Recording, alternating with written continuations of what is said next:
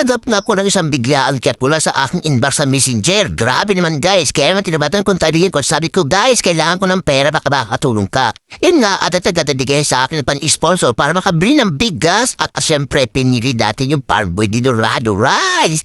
Syempre dapat kung may bigas, meron din tayo pag-ulam. Dahil syempre wala nga rin sila pang-ulam at dahil di pa umuwi. Lokal ng tatay, kumuha tayo sa inyo tuna. At syempre, sinabayan rin natin ng pansit canton kasi yun lang naman ang kain ng bakit natin guys. And napapasalamat ako na sponsor natin ngayon. Syempre ganyan nga ang buhay kapag talagang kinakailangan mga tayo. Gagawa tayo ng paraan. Kaya naman dalhin natin to sa ating napiling pabigyan at ngayong gabi tayo pupunta sa kanya para naman makakain na sila ngayon guys. Okay, yan lang guys. O syempre biyahe tayo pa uwi. God bless sa ating lahat and keep safe. At palagi tayo mag-iingat sa anumang biyahe ng ating buhay. Dapat laging kaagapay ang ating may kapal.